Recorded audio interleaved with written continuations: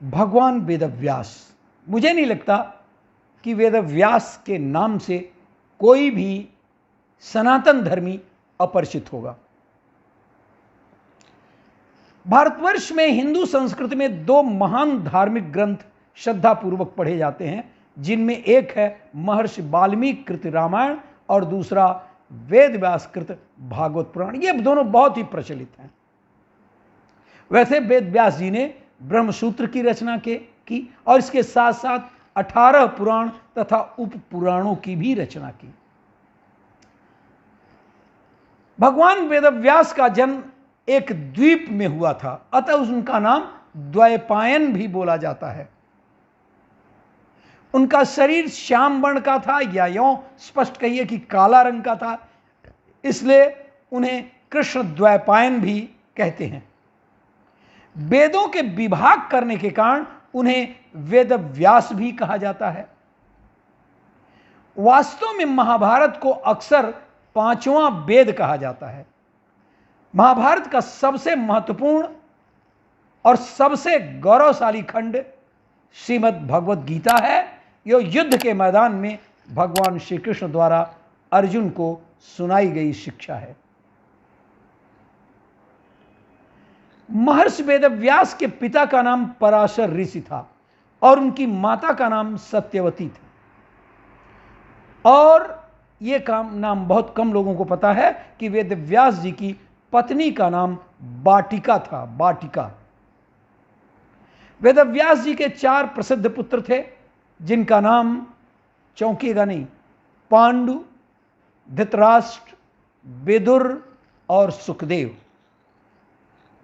वेदव्यास ने वासुदेव और सनकादिक जैसे महान संतों से ज्ञान प्राप्त किया था और उनके जीवन में सबसे महत्वपूर्ण लक्ष्य नारायण या परमात्मा को प्राप्त करना था। वेदव्यास जी का जन्म यमुना नदी में एक द्वीप पर हुआ था, आपको बताया ही, इसीलिए इनका नाम द्वैपायन भी पड़ा। यह भी बता दिया आपको कि उन्हें द्वैपायन कहते हैं, उन्हें वेदव्यास कहते हैं, क्योंकि वेद के 4 खंड किए। वेदव्यास के जी के जन्म की कथा बड़ी क्या कहेंगे, बड़ी अद्भुत है। ऋषि पराशर और मछुआरन सत्यवती के घर में हुआ था वेदव्यास का जन्म, जिन्होंने बाद में राजा शांतनु से विवाह किया था। आप लोग जानते होंगे कि यही सत्यवती थी जो राजा शांतनु से विवाह कर लिया था।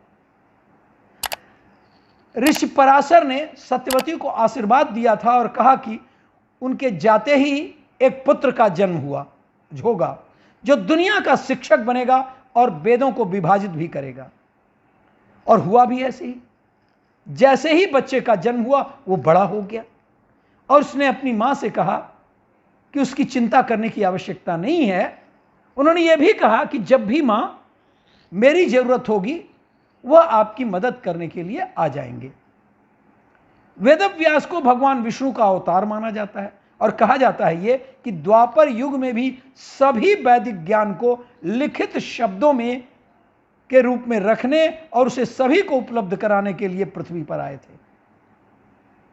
यानी यहां पर जो महाभारत की रचना किया वो उसके पूर्व, वो महाभारत के समय भी थे।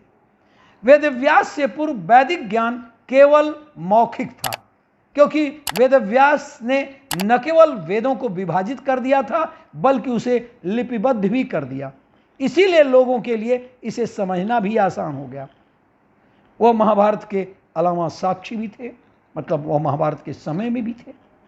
ऐसा कहा जाता है कि महर्षि वेदव्यास जी ने महाभारत और पुराणों को लिखने में भगवान गणेश से मदद मांगी थी।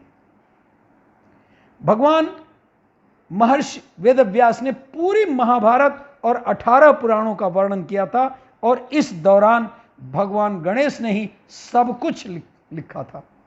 जब यह पक्का हो गया कि युद्ध को टाला नहीं जा सकता, तब महर्षि वेदव्यास ने संजय को दिव्य दृष्टि प्रदान की थी ताकि वो युद्ध क्षेत्र की सारी बातों को महल में बैठकर के देख ले और उसका हाल अंधे धृतराष्ट्र को सुनावे।